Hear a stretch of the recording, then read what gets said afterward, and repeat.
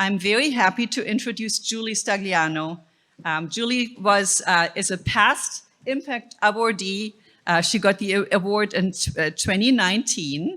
And she was a long-time board member of Women's Global and secretary. We had a really hard time adjusting to life post-Julie. It's not post-COVID, it's post-Julie. Julie is here to introduce our awardee of the night. And I leave it to you and give it away, Julie. Thank you. Thank you. Thank you, Regine. It's been my pleasure to serve on the board for a low 8 years or maybe 10, I forget. It's COVID time. But right now I'd like to do the intro to our award ceremony. And this year's awardee is longtime friend Lucy Ascoli, whom I introduced to Women's Global back in 2009. And she's been an ardent and wonderful supporter ever since. And Amy mentioned she was so sad that she couldn't be here, and she asked if I would sub for her. I could never sub for Amy, but I'm trying. But anyway, she mentioned that Lucy was the person who said to her, you cannot have a good board unless you have a lot of contacts with the corporate world. So Lucy helped Amy to reach out to the business community and corporations and to get more people involved in the work that she's been trying to do in Senegal and Kenya. So that is a little bit of the background of what Lucy's been doing. But first, before we call Lucy up to the stage, we have a little surprise video for all of you to enjoy, and Lucy too. So just sit back and relax, and here we go. Hi, Mom. Happy Mother's Day. I'm sorry I'm not with you in person this year. Congratulations on getting this award.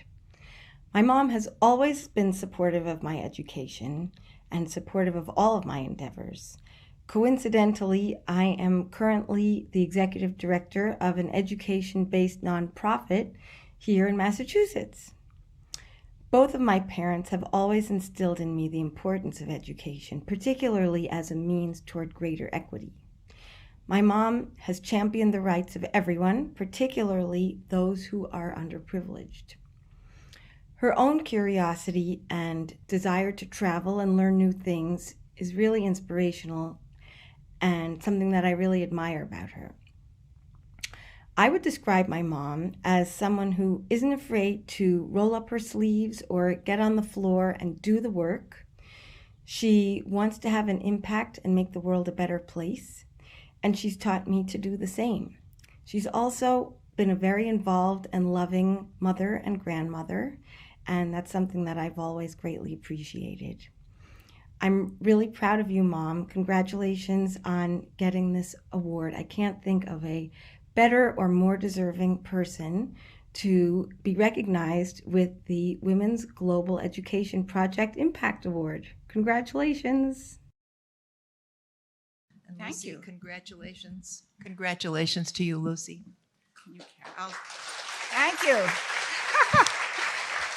Well, I must thank you very much, everybody, and thanks Women Global Education Project. I thank you all for being here, and I was totally surprised by that video, which is everybody kept a secret, so thank you.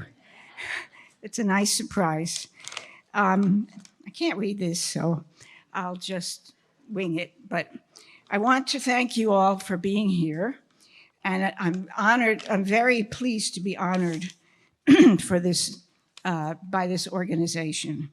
I've admired Amy and her work ever since I learned about this organization about 10 years ago. It was Julie Stagliano who invited me to a small event like this, smaller, at the North Pond restaurant in Lincoln Park. I was charmed and fascinated when I learned about what Women Global does, and I've been an enthusiastic supporter ever since.